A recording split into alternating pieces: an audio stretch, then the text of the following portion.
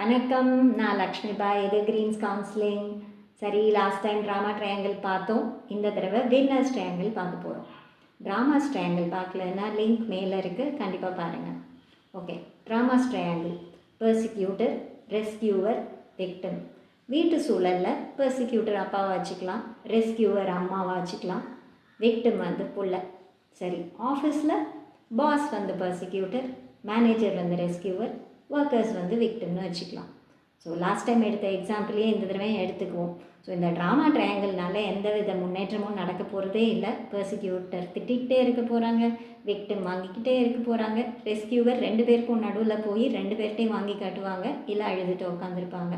So இந்த மாதிரி சூழல் நடந்துக்கிட்டே இருக்கும்பொழுது வின்னர்ஸ் ட்ரையாங்கிள் பற்றி நம்ம தெரிஞ்சுக்கிட்டோம் அப்படின்னா 3 பேரும் ஒரு புரிதலோட ஓரளவு தன்னை மாற்றிக்கிட்டாங்க அப்படின்னா ட்ராமாவாக இருக்கிற சூழல் பாசிட்டிவாக மாறும், நிறைய முன்னேற்றத்தையும் பார்க்கலாம்.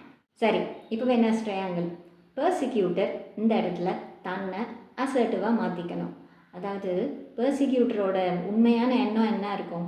பிள்ளைங்க நல்லா வரணும், இப்படி தான் வரணும், இப்படி தான் இருக்கணும் அப்படின்னு கொஞ்சம் கடுமையாக, கொஞ்சம் பாசியாக, அதனால் எல்லா விஷயத்தையும் கொஞ்சம் கோவமாகவே சொல்கிற மாதிரியான ஒரு பர்சனாக இருப்பாங்க. ஸோ அவங்களோட எண்ணம்லாம் சரியாக தான் இருக்குது. அதை கொண்டு போய் பிள்ளைங்களுக்கு சேர்க்கும் பொழுது அங்கே தான் ஏதோ ஒரு பிரச்சனை இருக்குல்ல, அதை தான் பீயிங் அசர்ட்டிவ். தான் மனசில் என்ன இருக்கோ அதை கொண்டு போய் அழகாக சேர்க்குறது. அவங்கள ரொம்ப பனிஷ் பண்ணாமல், அதிகமாக திட்டாமல், கத்தாமல், அவங்களுக்கான ஒரு ஸ்பேஸ் கொடுத்து, அவங்க செஞ்ச விஷயத்துக்கு ஒரு நல்ல ஃபீட்பேக் கொடுத்து, என்ன செய்யலாம் என்ன செய்ய வேண்டாம் அப்படின்னு ஓரளவு பேசினா, நான் இதெல்லாம் பண்ணி கொடுத்துருக்கேன், நீ என்ன பண்ண போகிற அப்படின்னு ஓரளவு நெகோஷியேட் பண்ணி பேசும் பொழுது பிள்ளைங்களோ ஒர்க்கர்ஸோ அதை எடுத்துக்கிறதுக்கான வாய்ப்பு நிறையா. ஏன்னா சொல்கிற விதத்தில் சொல்லும் பொழுது விஷயங்கள் அவங்கள போய் சேரும். 2வது, இவங்க ரெஸ்கியூவர் அம்மான்னு வச்சுக்கலாம், இல்லை மேனேஜர்னு வச்சுக்கலாம். பாஸுக்கும் ஒர்க்கர்ஸ்க்கும் நடுவில் திண்டாட்டம், இங்கே அப்பாவுக்கும் பிள்ளைக்கும் நடுவில் திண்டாட்டம். இவங்க ரியாலிட்டியில் எப்படி இருப்பாங்க? ஐயோ, பிள்ளை யாரும் எதுவும் சொல்லிடக்கூடாது, இல்லை ஒர்க்கர்ஸ் திட்டு வாங்கிடக்கூடாது, அந்த பழியெல்லாம் நீங்கள் எடுத்துக்கிறதுனால அவங்க முன்னேற போகிறாங்களா? இல்லை தானே. ஸோ உங்களை கூட பார்த்துக்காம நான் அவங்கள போய் காப்பாற்றுறேன், ரெஸ்கியூ பண்ணுறேன், நான் இதெல்லாம் செஞ்சிடுறேன், அளவுக்கு மீறியே அவசியமே இல்லாத விஷயங்களை கூட தானாக அவங்களா செய்யக்கூடிய விஷயத்த கூட நீங்கள் போய் செய்யும் பொழுது அவங்கக்கிட்ட ஒரு முன்னேற்றம் தெரியாது. அவங்க இப்படி தான் இருப்பாங்க. ஸோ அவங்களுக்கான கேர் அண்ட் கன்சர்ன் கொடுக்கணுமே தவிர எல்லா இடத்துலையும் நீங்கள் போய் நிற்க முடியுமா? நிறைய அம்மாக்கள் ஹோம்ஒர்க்கெல்லாம் தான் செஞ்சு பிள்ளை திட்டு வாங்கக்கூடாதுன்னு ஸ்கூலுக்கு அனுப்புவாங்க. அந்த மாதிரி தான். ஸோ எவ்வளோ கொடுக்கணுமோ அதை தான் கொடுக்கணும். ஸோ நீங்கள் ரெஸ்கியூவர் மோட்லேருந்து கேரிங் பர்சனாக மட்டும் இருந்தால் போதும். அடுத்து வராங்க விக்டிம். அவங்க எப்படி தன்னை மாற்றிக்கலாம்? இந்த விக்டிம் மோட்லேருந்து தன்னை மாற்றிக்கணும். எஸ், அவங்களுக்கு நிறையா கஷ்டங்கள் இருக்குது, ஈஸியாக காயப்பட்டுடுறாங்க, அவங்களால சக்சீட் பண்ண முடியல, இந்த வேலையில் கஷ்டப்படுறாங்க, இல்லை படிக்கிறது அவங்களுக்கு பெரிய பிரச்சனையாக இருக்குது, இந்த மாதிரி விஷயம்லாம் இருக்குதான், வல்னரபிளாக இருக்காங்க.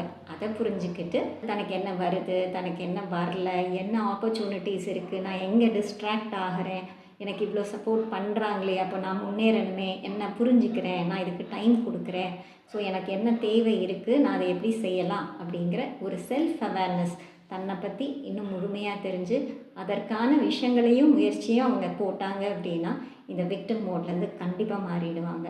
இதில் நீங்கள் யாராக இருந்தாலும் சரி, பெர்சிக்யூட்டராக இருந்தீங்க அப்படின்னா அசர்ட்டிவ்னஸ் படிச்சுக்கோங்க. நீங்கள் மனசில் நினைக்கிறது சரி தான், அதை எப்படி கொண்டு போய் சேர்க்கணும் அப்படிங்கிறது தான் அசர்ட்டிவ்னஸ்.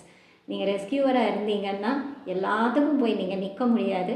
ஒரு கேரிங் பர்சனாலிட்டியாக இருந்தாலே போதும், உங்களுக்கு பிரியமானவங்க வளர ஆரம்பிச்சிருவாங்க. அடுத்து அந்த விக்டிம், ஐயோ எனக்கு அது இல்லையே இது இல்லையேன்னு யோசிக்கிறத விட்டுட்டு ஓரளவு நமக்கு என்ன பிரச்சனை, நம்ம எங்கே லேக் ஆகிறோம், எங்கே டிஸ்ட்ராக்ட் ஆகிறோம், பாசிட்டிவாக என்கிட்ட என்ன இருக்குது அப்படிங்கிற எண்ணத்தையும் முயற்சியையும் போட்டிங்க அப்படின்னா கண்டிப்பாக பெட்டராக இருக்கும். ஸோ இந்த ட்ராமா இல்லாமல் விஷயங்கள் பாசிட்டிவாக மாறும். ஸோ ட்ராமாஸ் ட்ரையாங்கிளை விட்டுடுங்க, வினர்ஸ் ட்ரையாங்கிளை கையெடுங்க. தன்னை எப்படி சரி பண்ணிக்கிட்டால் விஷயங்கள் சரியாகும் அப்படிங்கிறத தெரிஞ்சுக்கோங்க. அது மட்டும் இல்லை, like, share and subscribe. Thank you for வாட்சிங். டாடா.